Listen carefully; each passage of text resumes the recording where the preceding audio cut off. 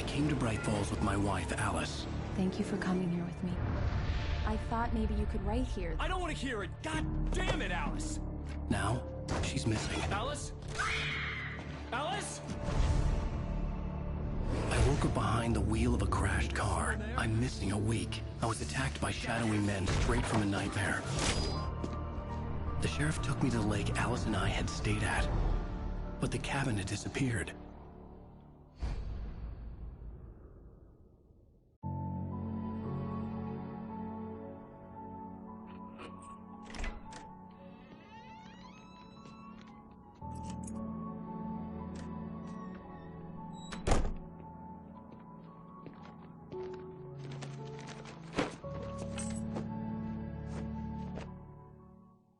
Honey, I'm home. Back here, sweetie. How was it? Worst weather I've ever seen. You should put some coffee on. It'll warm you up. Hey, handsome. This is gonna be a long night, but these shots are turning out great. I guess you're gonna need that coffee then. I'll go put it on.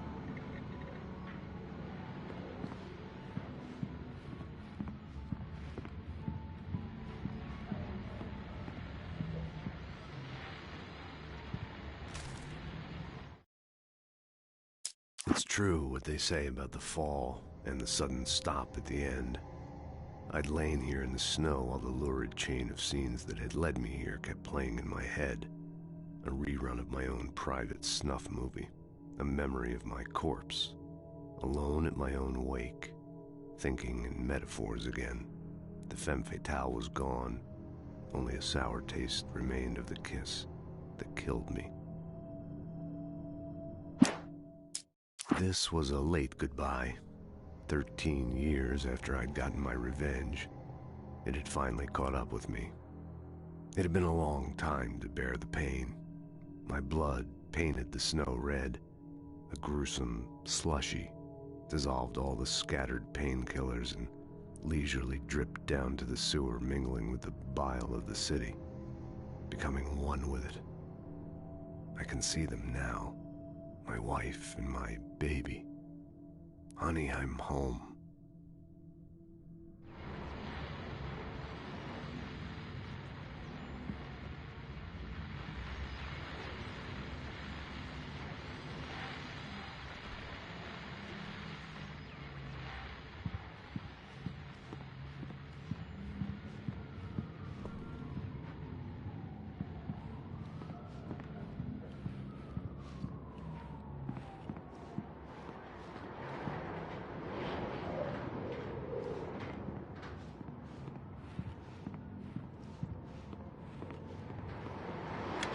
Coffee's on. Great, thanks. I'll need it if I'm gonna finish this by tomorrow.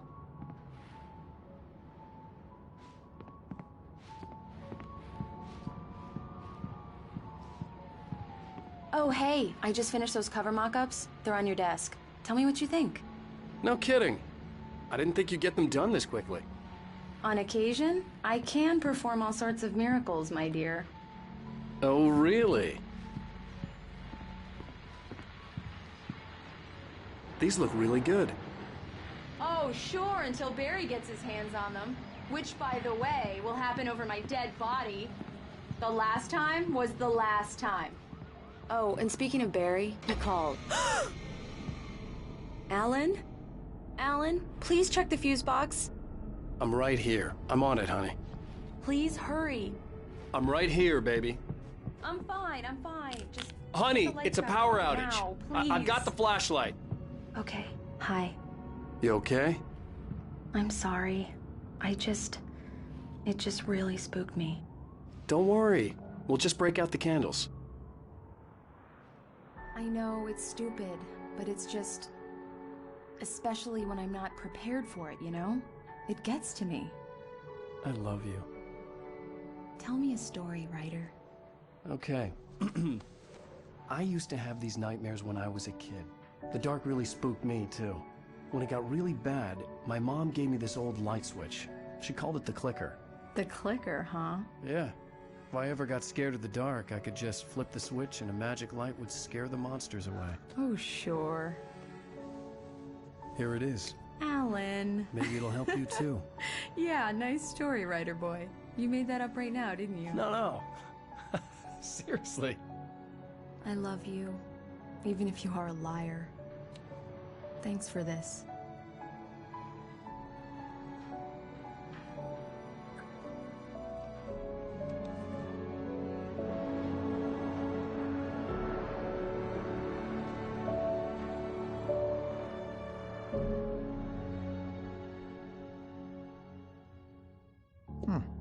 How do you feel, Mr. Wake? Any nausea, disorientation, anything like that?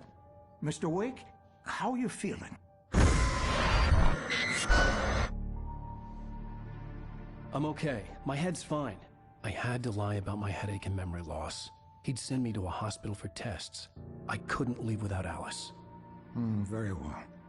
I don't think you have a concussion, but you've obviously been through quite a shock. You should take it easy for a couple of days. Thanks.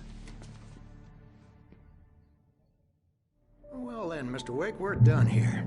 If the pain gets any worse or you experience any other symptoms, you should come see me. I'll let you get on with it then. Sarah, Sheriff Breaker, is waiting for you.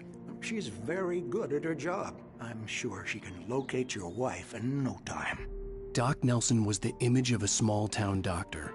Sheriff Breaker had called him to the station to take a look at the cut in my head.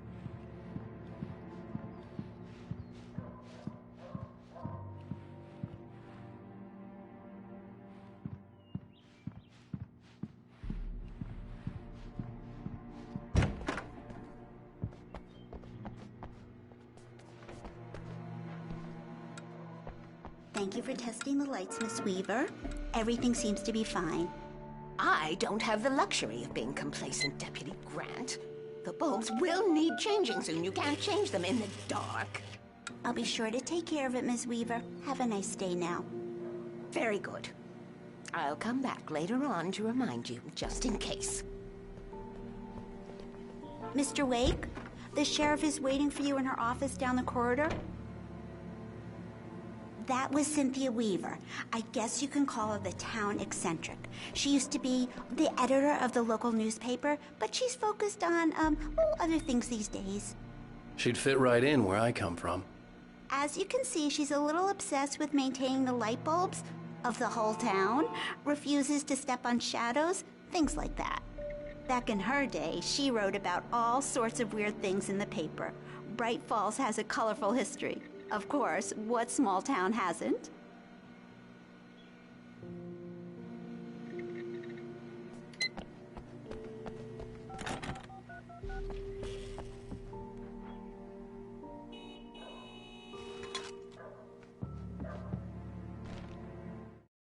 Alice looked through the viewfinder, lining up the shot. Cauldron Lake was breathtaking. Something caught her eye. A figure standing in the shadows behind the cabin, like a thin woman in a black dress. She lowered the camera and looked again. No one there. Just a collection of bushes that looked vaguely human-shaped. She shook her head and laughed.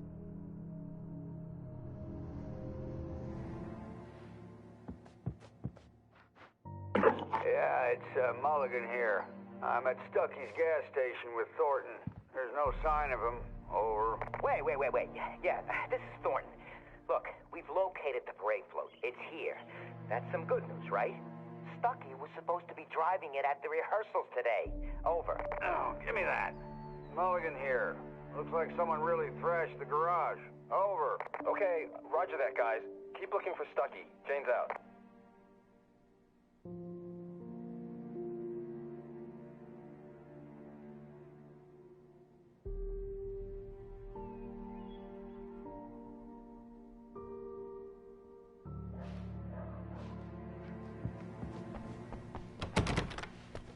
The sheriff wants to see you in her office, Mr. Wake.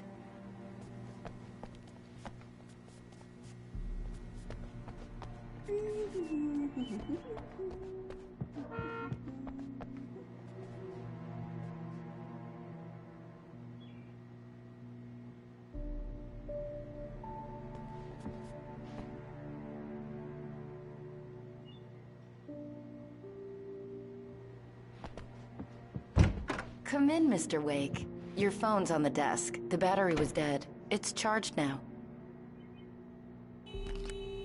Have you started looking for my wife yet? My men are already on it. Now, can you tell me what happened? I'm not sure. I can't remember. We were arguing. I walked out of the cabin. The cabin on Cauldron Lake? How did you end up at Stucky's gas station? I wanted to tell her what had happened last night, but I couldn't. She'd lock me up. Excuse me. I need to take this. Hello? Alan, please help me. Alice? Stop talking to the law. You'll do exactly what I say if you ever want to see your wife. Who is this? Go to the back lot. There's a hole in the fence on the left. Look inside the junker. I left a little something there to convince you we're all on the same page here. After you ditch the cops, you're gonna meet me in Elderwood National Park. There's a spot called Lover's Peak. Midnight. Don't do nothing stupid, pal. We're watching you.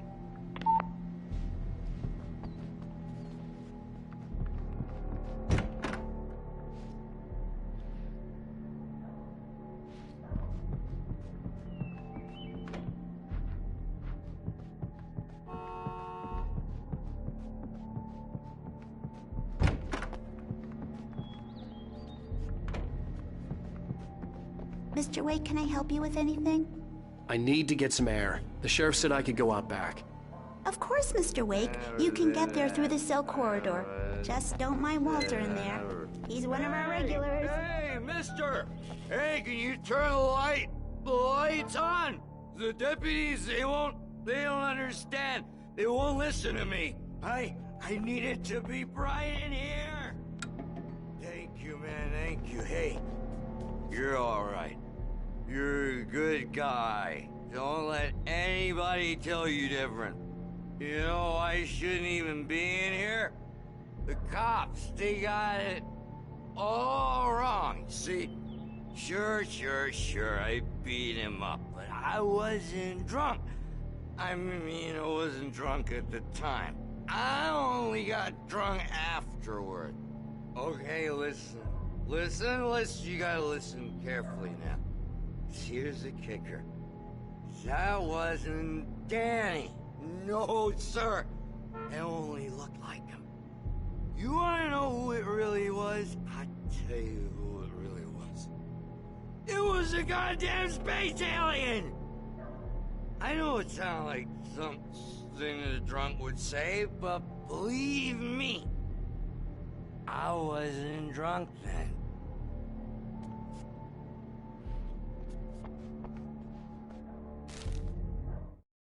In spite of its human mask, to describe the dark presence as intelligent would have implied human qualities on something decidedly inhuman. Nonetheless, it found the one spot in the diner that was dark enough. Some light spilled into the corridor, ravaging it. But it took the pain. Horrible as it was, the writer would soon fix that. He would be coming to the one place where it still had power.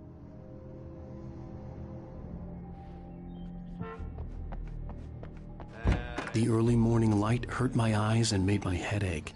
The man on the phone had said, "Go through the fence on the left."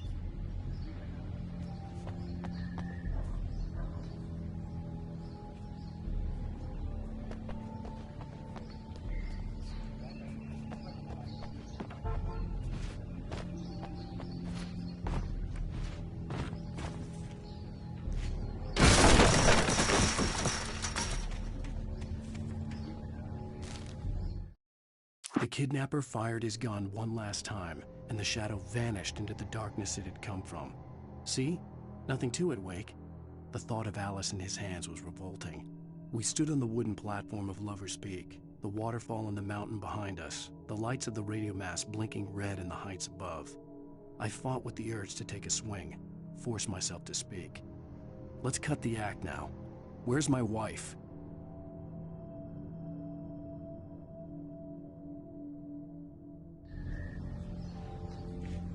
Alice's driver's license had been placed on the front seat. The caller meant business. Barry? Ow! Ow! Thank God! Where the hell have you been? I've been trying to reach you for a week, you and Alice. Oh, I've been worried sick. I flew out yesterday. I'm here in Bright Falls. Barry, listen to me. I'm at the sheriff's station. Come and get me. I can't talk now. Al, what the hell is going on? I had to get the sheriff to let me go. I needed to get to Elderwood National Park to meet Alice's kidnappers.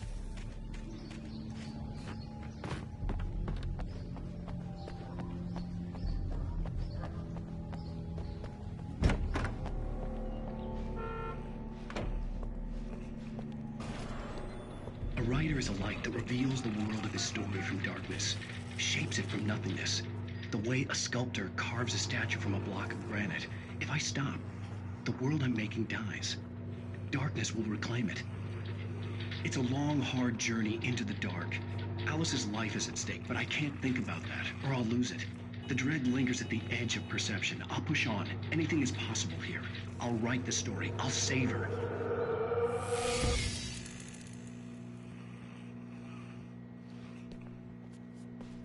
Marvelous, Sarah. I just wanted to settle all the damage the Anderson brothers might have inadvertently caused on their recent and regrettable little outing. They are not accountable for their actions, of course. I can assure you that my staff has been reprimanded. Tor and Odin never caused any trouble to anyone when they were still living at their farm. Indeed. All we can do is to slow down the progress of their dementia. Are you feeling any better, Mr. Wake? I'd like to leave. Am I free to go? Well, we still need to talk about... Am I under arrest? No, of course not. But I need to know where you'll be staying so I can get in touch with you. I'd avoid the motel. The Majestic is known for its roaches. The cabins at Elderwood are pretty nice, though. That sounds perfect. I'm Dr. Emil Hartman. I'd like to invite you to stay at Cauldron Lake Lodge. Did you talk to my wife? I had the pleasure of discussing your situation with her on several occasions. Did you set something up with her? I invited her here. My clinic is a place where... Oh! Hey! Oh, my! Take it easy.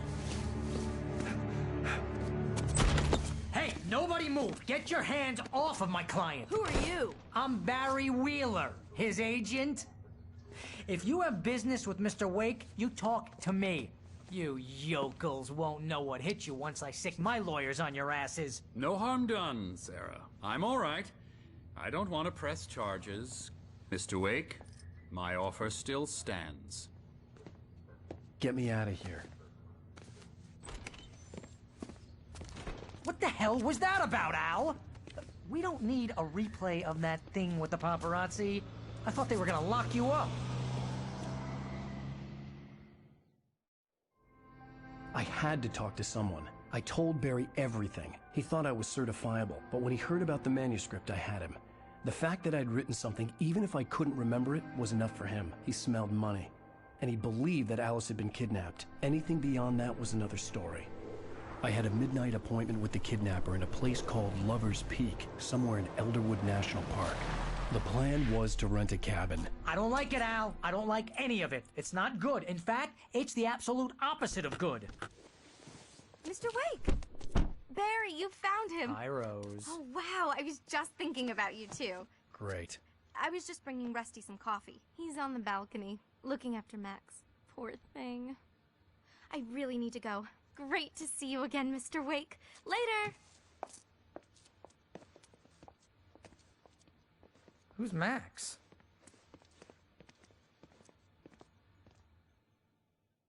What an airhead. Jeez, Mr. Takes a swing at everybody. This is not her fault. She's a very nice girl and, more importantly, a fan. She even has a fan site dedicated to you. And she was very helpful when I was looking for you.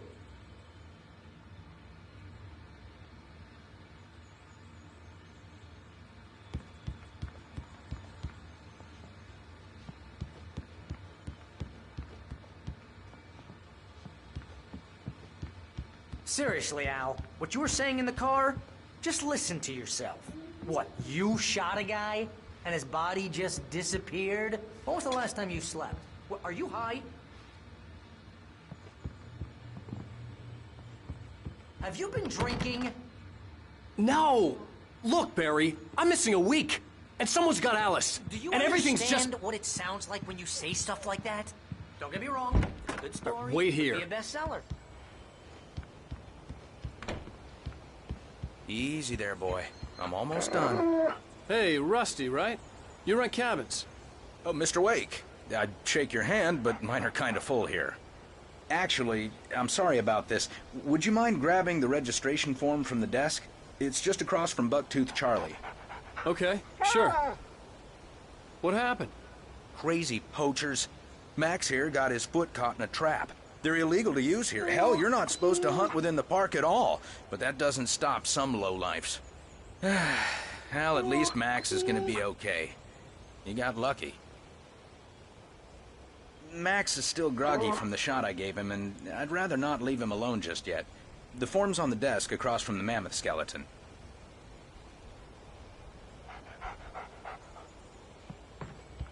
Okay, boy. We're almost done here. Seriously, Al, you can't just go and meet a kidnapper. Those situations always end up in disaster. You gotta talk to the cops. She's my wife, and it's my call. Can we talk about this later? No. This whole thing... Listen, you hit your head. I mean, geez, Al, come on. You gotta understand how crazy all this sounds. If you're trying to pull a joke on me, freak me out, it's working. Ha ha, let's have a laugh on Barry. Well, you had me going there real funny, Al. You can quit it now.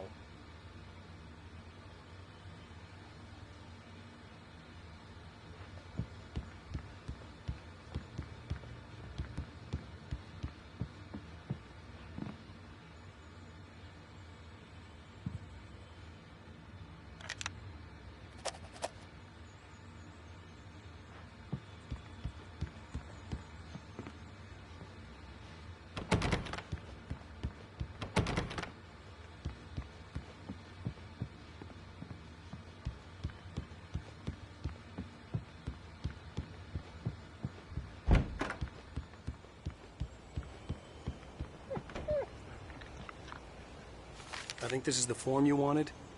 And here are the keys. Okay, you're all set, Mr. Wake. Glad to have you staying here. Thanks. Can you tell me how to get to Lover's Peak? Look, Al, you're asking me to believe that you shot a dude who went poof into thin air, a guy who was bulletproof until you pointed a flashlight at him. You hear that from people who end up spending time in padded rooms, strapped to their beds, wearing white shirts with too long tangled up sleeves, and eating a healthy diet of pills. Al, you make cruel jokes about people who believe that kind of stuff. You're the skeptic. You gave me an hour-long lecture on homeopathy last month. What was it? If there's no proof, it's pure bullshit. Period. Guess the laugh's on me then.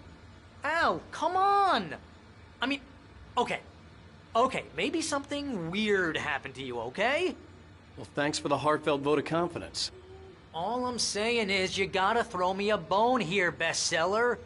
What would you think if it was me? There's no way you should be going out at midnight with a gun. No one asked you to come here, Barry. Either work with me on this or go straight back to New York. Your choice.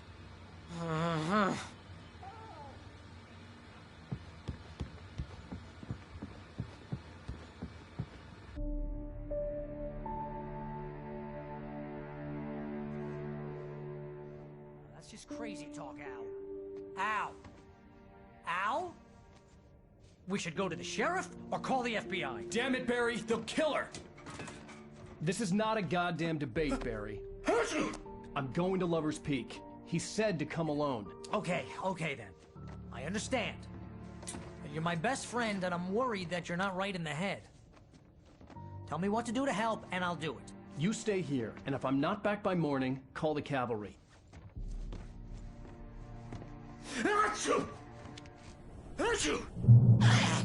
Just be careful with the natives, Al. These yokels are dangerous. Everybody hates a tourist, or it'll be Deliverance all over again.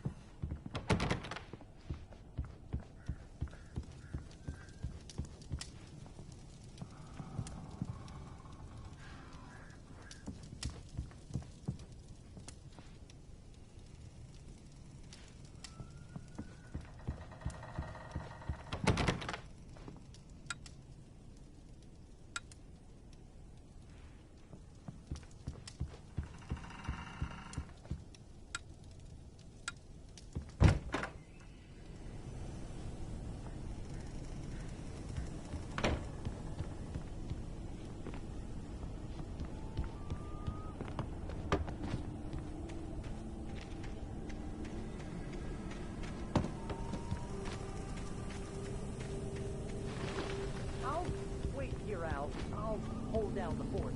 I'll be with you in spirit every step of the way, Al. One through the door now. Barry had never gotten along with Alice, but he knew Alan loved her with an almost frightening intensity. And now something had happened to Alice. And here was Al armed with a gun and saying things people got put in padded cells for. It was as if his friend had experienced a massive psychotic episode and was now totally disconnected from reality. It scared the shit out of Barry.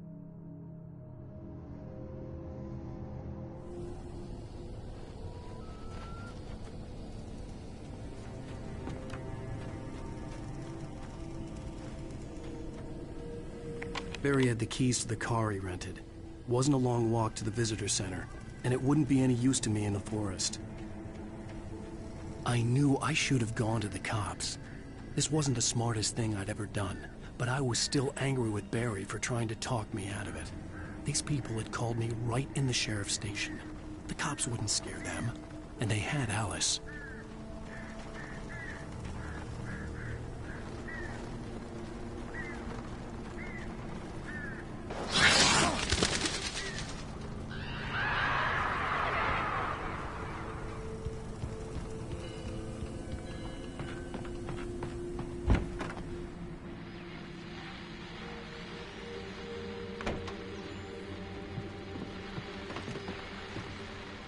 Welcome back to the show, folks. As promised, our very own Dr. Nelson has just parked his rear end in the studio. Doc, what's your Deerfest plan like?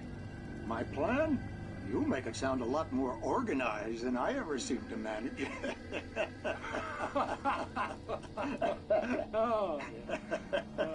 No plan, really. Just taking the atmosphere.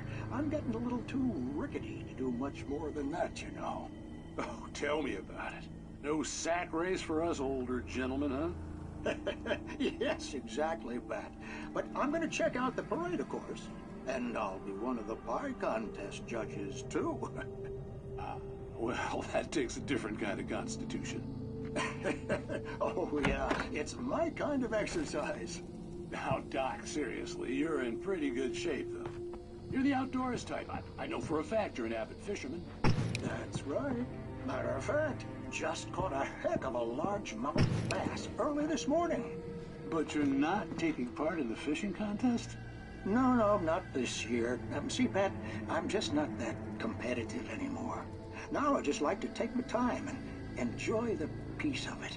It's no fun if I need to worry about what I'm catching, you know? Considering your track record, the participants are probably pretty happy you feel that way. Well, Pat, that's kind of you to say.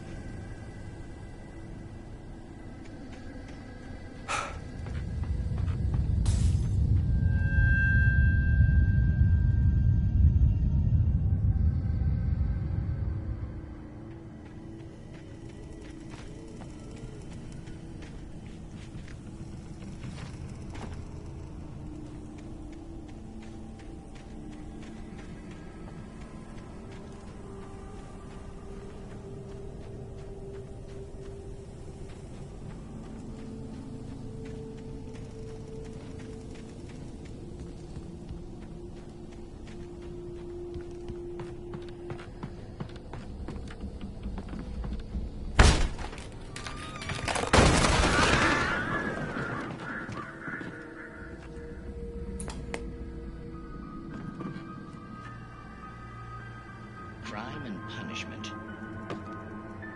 The cancer and cure of civilization. But some crimes are impossible to punish, especially in Night Springs. Tonight's episode, The Man in the Mirror.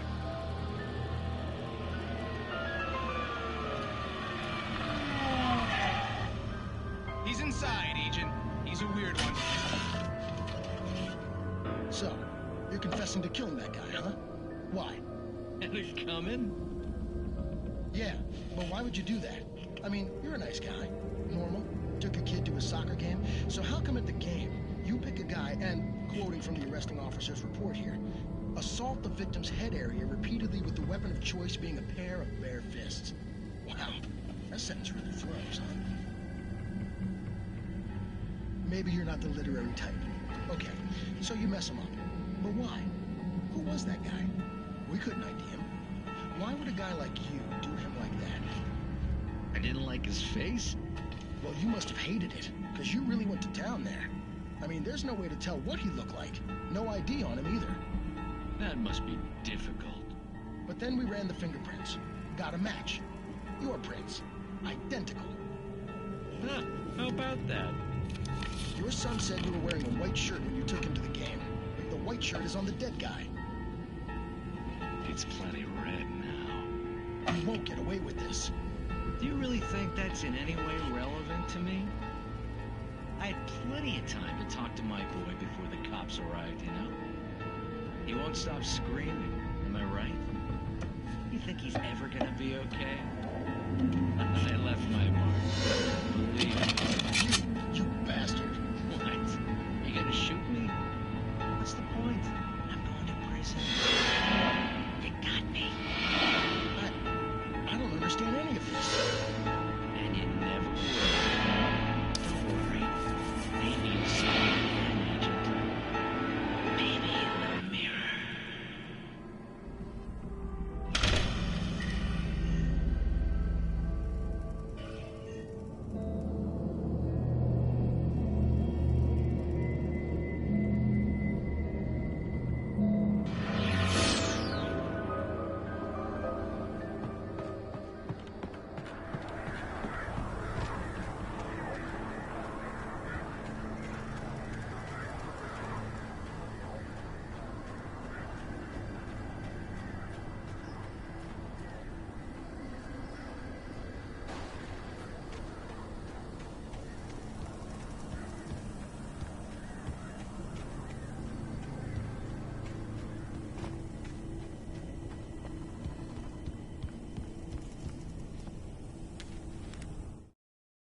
Rose knew that Rusty was in love with her, and she liked him too. She liked him a lot. He taught her to dance, and life had certainly taught her the value of a man who was gentle. He treated her well, made her smile, made her feel good. But Rusty wasn't the prince of her dreams, and that tended to underline the unbearable truth. She was no closer to that Hollywood magic than he was.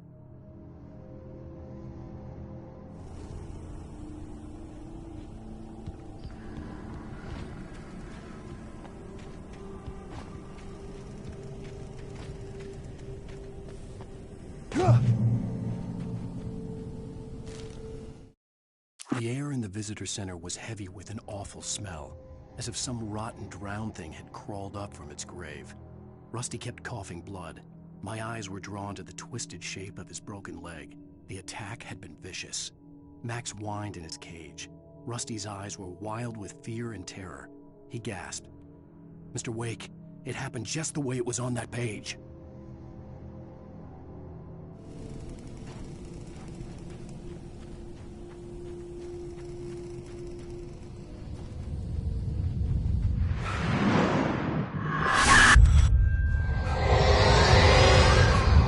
Vision left me weak.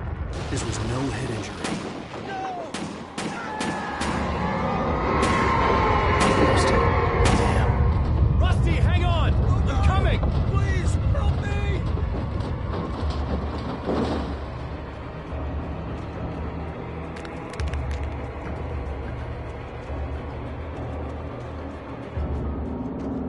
Anybody? Help me!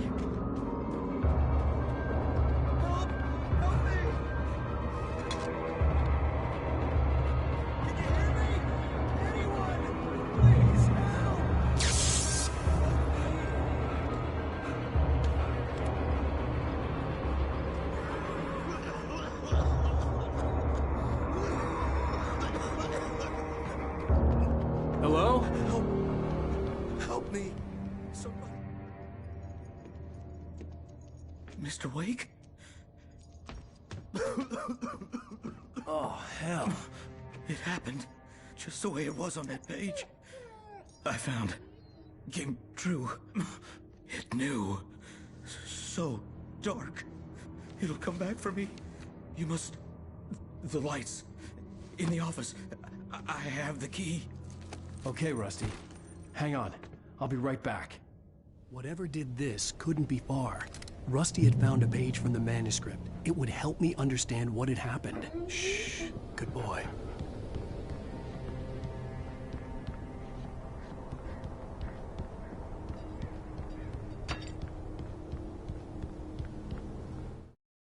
The visitor center was sturdy, but the impact turned the front of the building into splinters.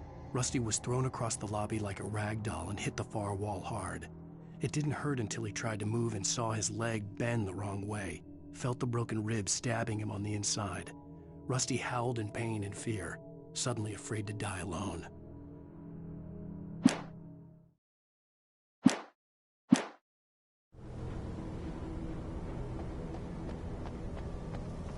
The only way to make sure that Rusty was safe was to get the power running and the lights back on.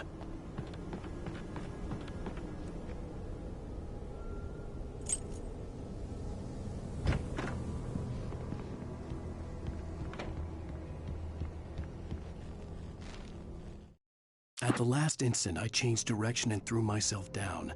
The axe splintered the trunk of a tree. I stumbled into the pool of bright light. My lungs burned. I was too exhausted to move. I tensed as I waited for the killing blow, but it never came. I raised my head. Nothing moved in the darkness beyond. For the moment, bathed in the cold light, I was safe.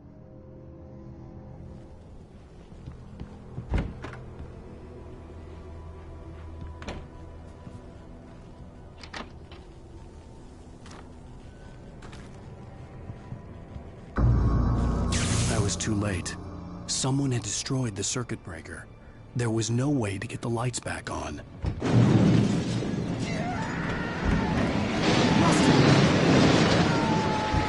Rusty! The ground was covered with glowing patches, filled with liquid darkness.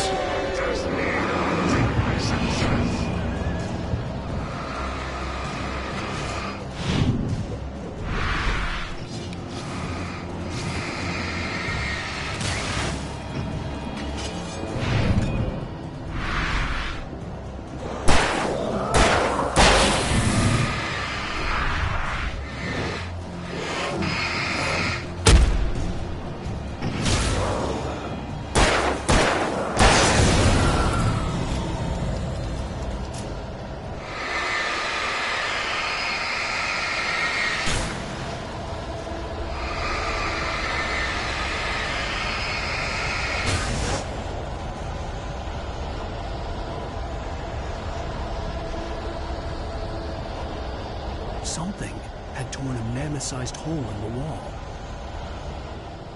Please don't feed the animals.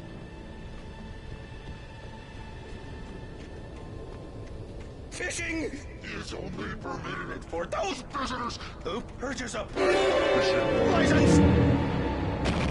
Obey the Park Ranger's instructions at all times. Rusty, no! Never. Closer than 100 yards. To bears and wolves, never approach any other wildlife closer than 25 yards. Pets must be leashed. At all times. Never leave your pet unattended. It is against the law to remove any vultures or historical records from the park.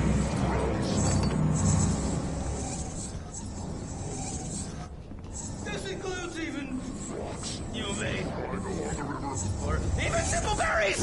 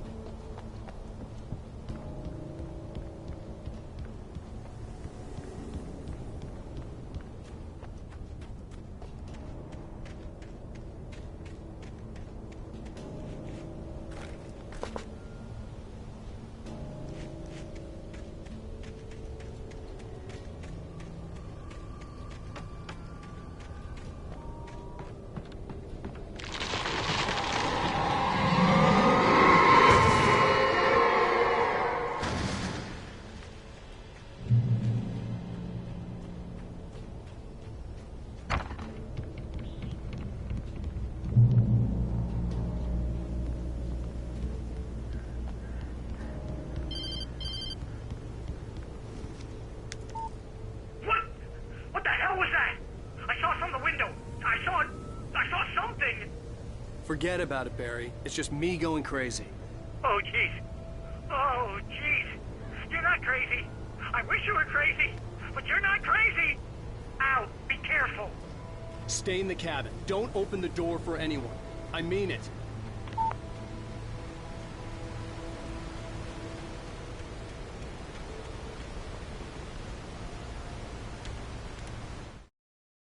In that last instant of consciousness, Rusty thought about Rose. He was older than she was. Rose was barely out of her teens, but she made him feel young and forget what a train wreck his long-dead marriage had been. He still wore the ring. He'd been waiting for her to tell him to take it off. Now she never would.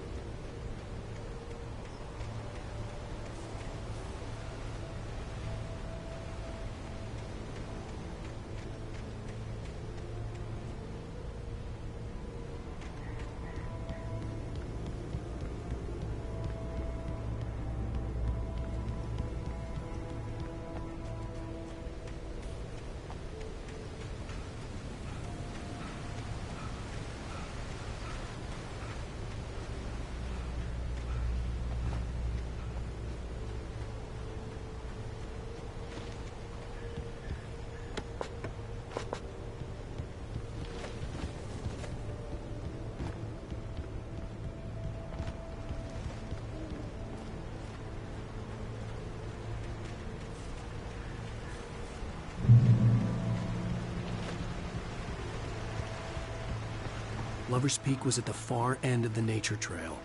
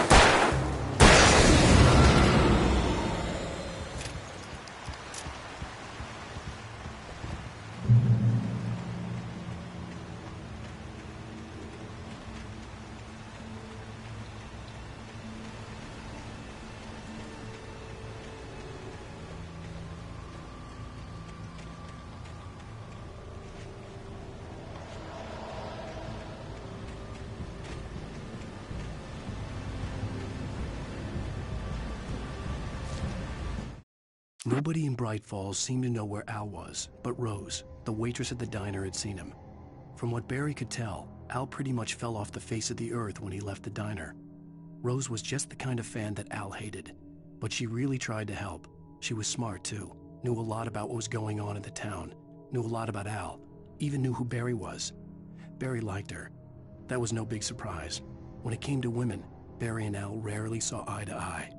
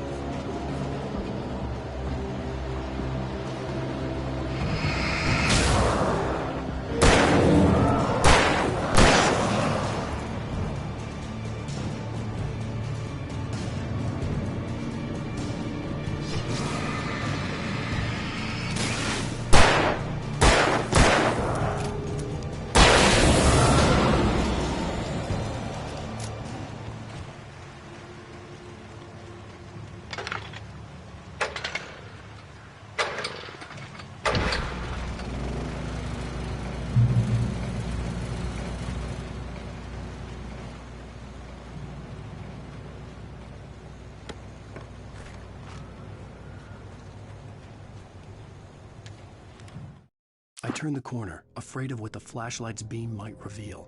Suddenly, a roughly painted symbol of a torch glowed in the light. Behind it, hidden by a rock, sat a battered metal trunk. It was here for a reason, packed with supplies, batteries, flares, ammo, things you need to make it through the darkness of the night. Something left behind by someone who knew what I knew, and more.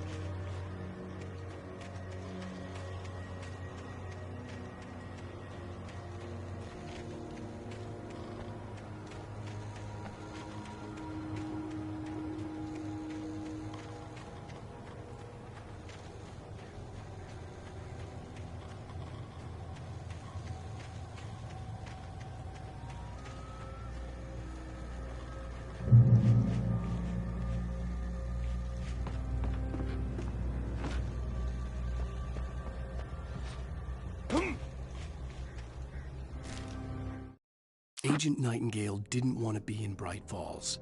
These little communities revolted him, and he didn't like the trees or the coffee. He now knew that impossible horrors lurked behind the storefronts and smiles. He desperately wanted to turn the car around and just drive until he passed out or ran out of road and booze. But he had a job to do. He had a rider to catch, at any cost.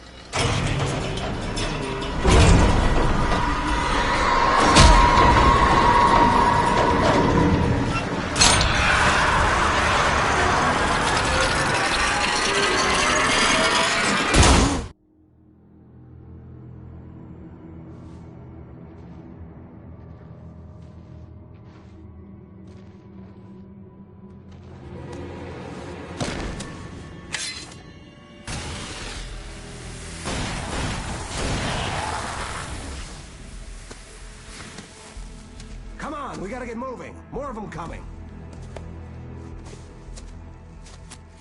That flashlight's kid stuff. The flares will keep the bastards away.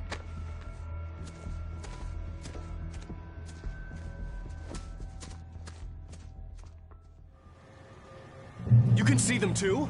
Hell, of course I see them. Come on, we gotta move. Why? because that's the way the story goes. Yeah, but... Let's move! I lost my gun back there. Oh, I've got a gun. Just keep that light steady on him. It took a moment, but then I recognized him. He'd been on the ferry when I first arrived here with Alice. He knew my name. We were headed in the direction of Lover's Peak. There was no way this was a coincidence. He was the kidnapper. Come on, Wake! You better keep up.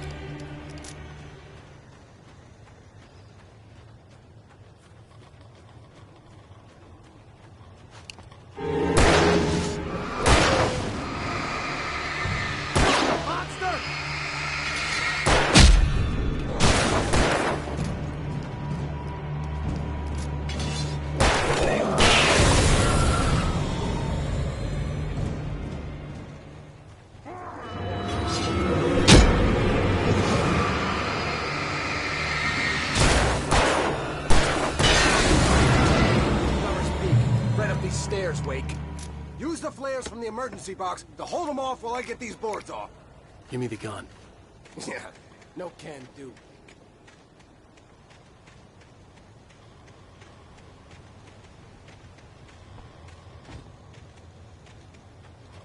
Are you kidding? Give me the gun! No time for back talk. Hold them off, damn it!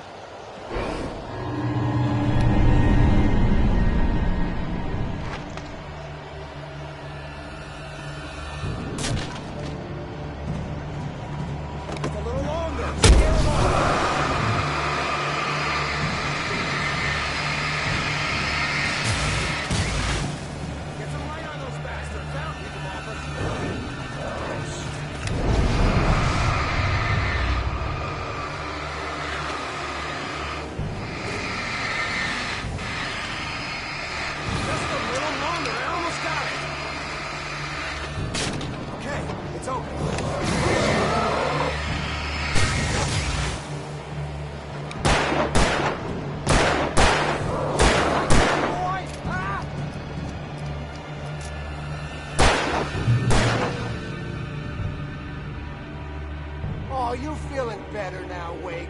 All cozy and safe.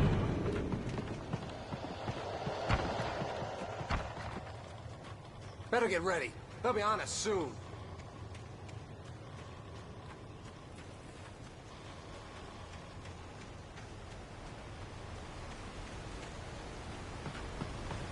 This is it, Wake. Last stand. There's more players here. Get ready.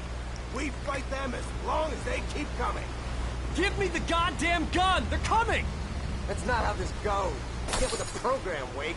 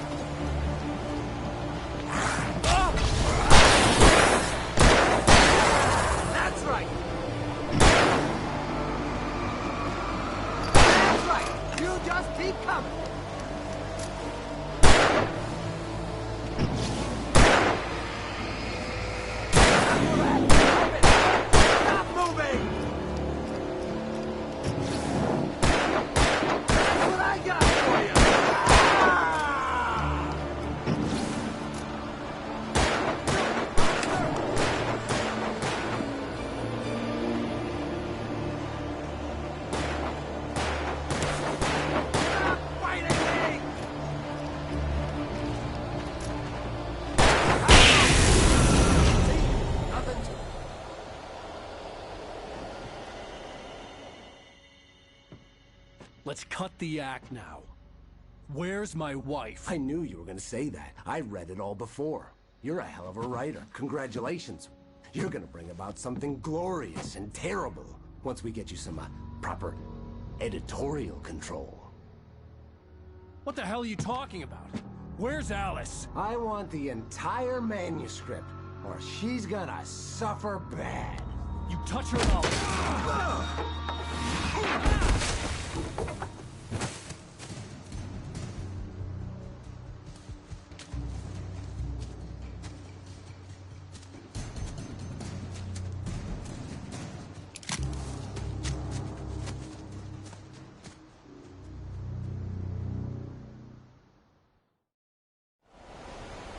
You're gonna give me the manuscript or you'll be sorry! No! Come back here! I swear I'll kill you if you hurt Alice! Do you hear me? Come back here! He had Alice, and he wanted the manuscript because he thought it held some magical power. But I had no manuscript to give him. On more than one occasion, Alice had tried to explain to me how it felt to be afraid of the dark. To her, darkness wasn't simply the absence of light, but something more tangible than that. It was something you could touch and feel. Worse than that, it was something with a mind of its own, something malicious and malign. For her, things changed when they were wrapped in darkness. They turned into something else, something foreign, and nothing was safe or innocent anymore. I'd never really understood what she meant, until now. I had to get back to Barry and figure out my next move.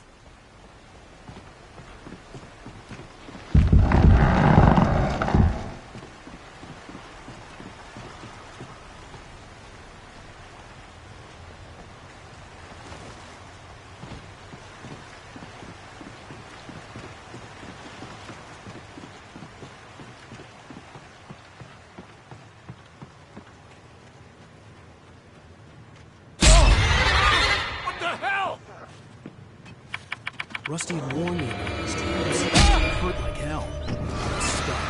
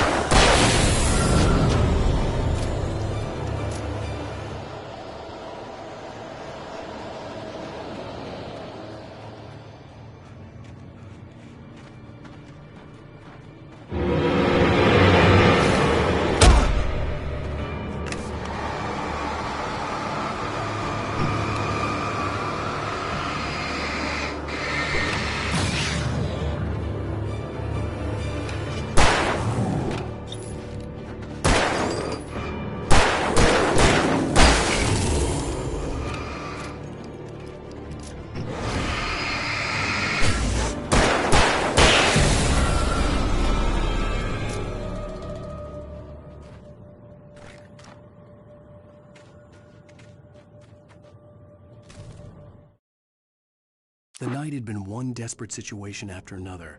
I was exhausted, and my body felt as though it had been chewed up and spat out. The flashlight was heavy in my hand, and each pull of the trigger sent a painful shock up my arm. But I was finally out of the woods, and things were looking up. That's when I heard the chainsaw.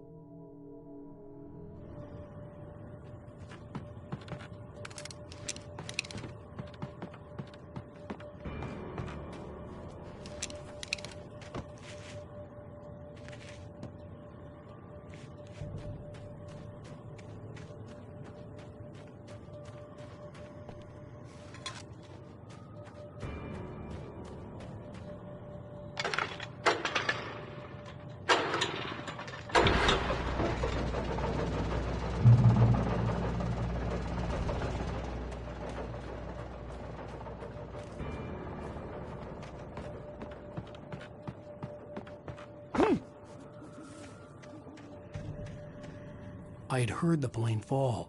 It made no sense. It was clear that it had just fallen here, but it was very old and obviously hadn't flown in decades. Looking at it sent a shiver down my spine.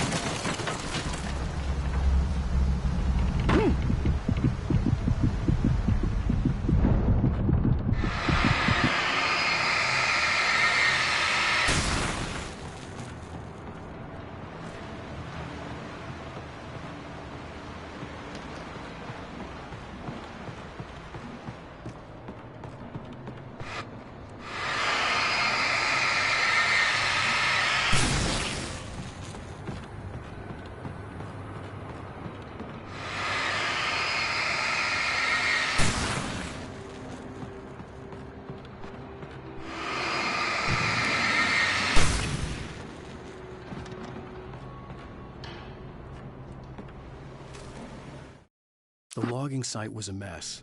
The modular office had been pushed off the cliff. Deputy Thornton climbed up from the wreckage excited, breathing hard from the exertion.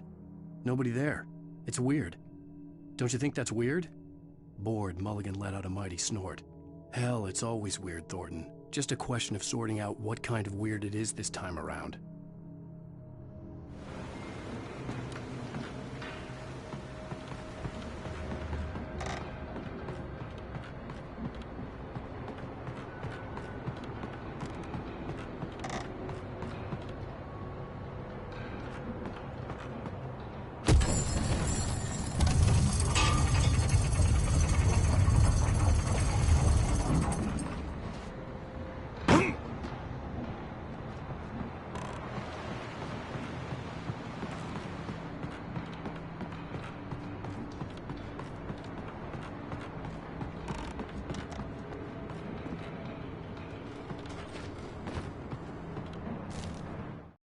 When Barry saw the darkness attack the visitor center, it made him a believer. The men Al said he'd shot, they hadn't been just locals on crank. Somehow the world had changed, like the channel had been switched without warning. You think you're watching a sitcom, and you're really watching a horror show. When the birds started attacking the cabin, Barry wasn't surprised, just terrified.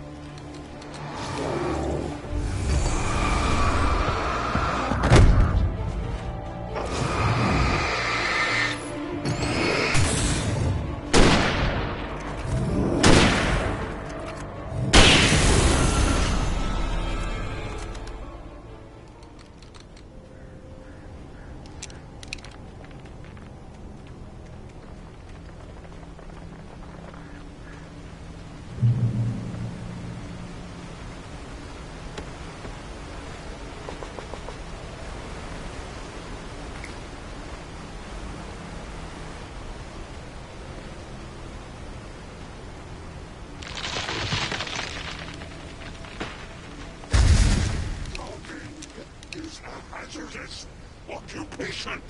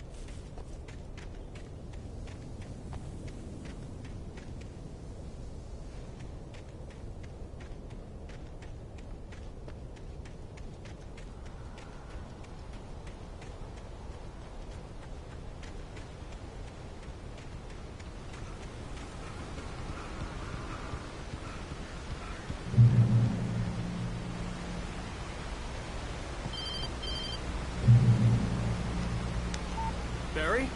Ow! The porch is covered with birds. They've got all Hitchcock on me. Stay out of sight. I'm on my way. Don't open the door. What am I, crazy? Stay hidden. I'll be there soon. Just make sure you keep the lights on.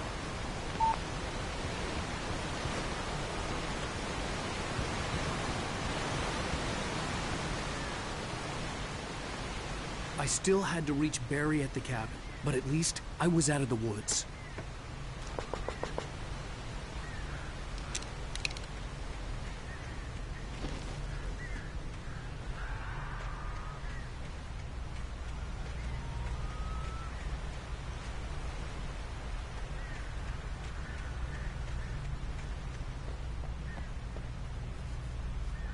I'd have to get the car from the locked garage.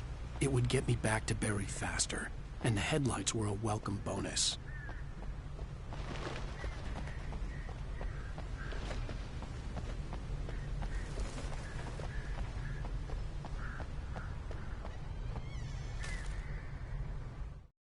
The FBI agent's command froze me in place. I considered surrender. It was all falling apart anyway. I could give in, let someone else deal with it. But it felt all wrong. Call it instinct, his posture, the way he held the gun. He was no friend. Shots ringing in my ears, I leaped for the hole in the fence and stumbled into the darkness beyond.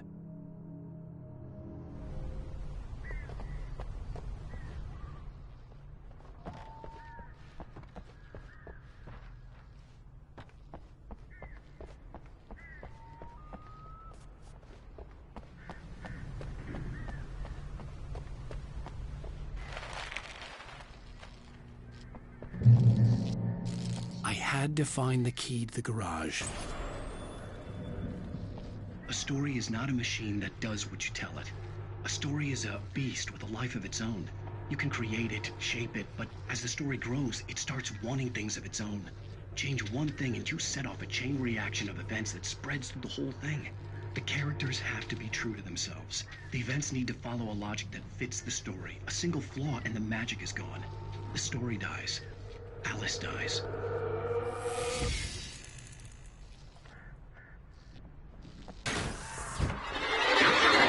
About nature and yourself.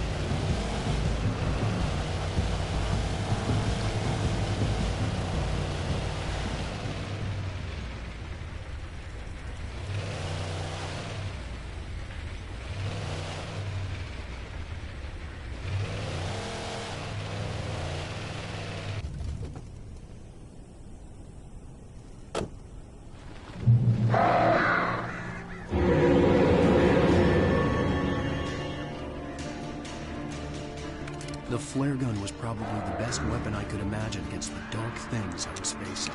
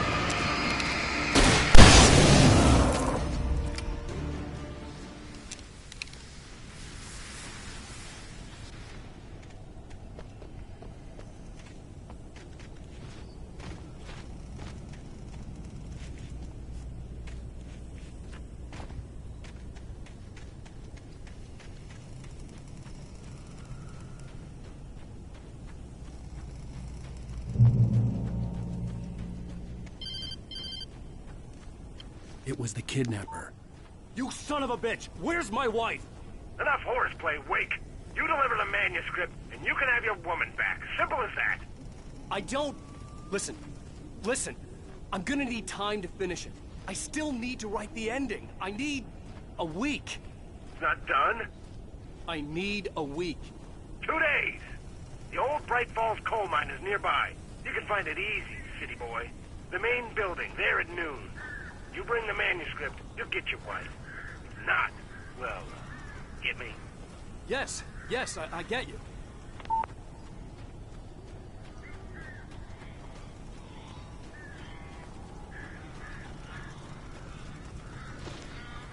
Barry had talked about birds over the phone.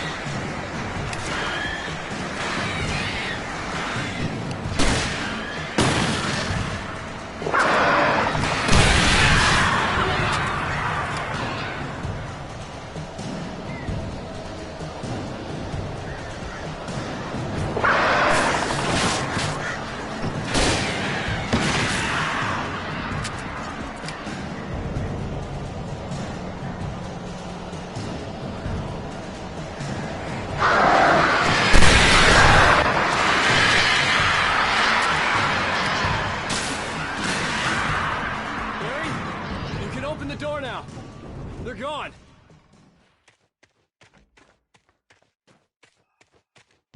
Hey, Al.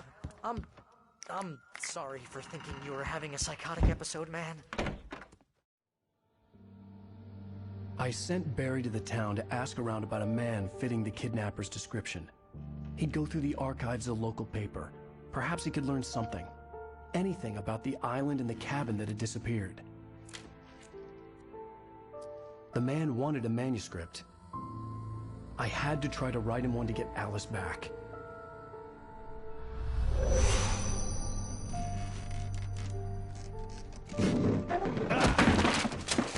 For me, the supernatural had always been nothing but a metaphor for the human psyche, a tool to use in writing fiction. Now, it was happening for real, and I couldn't put a single word on paper.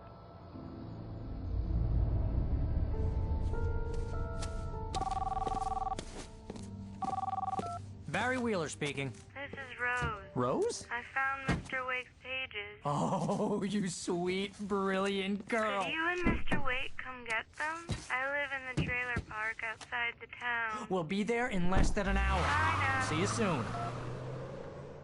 Have a great day. Hope you come back soon. Welcome to the Oh Dear Diner. Good girl.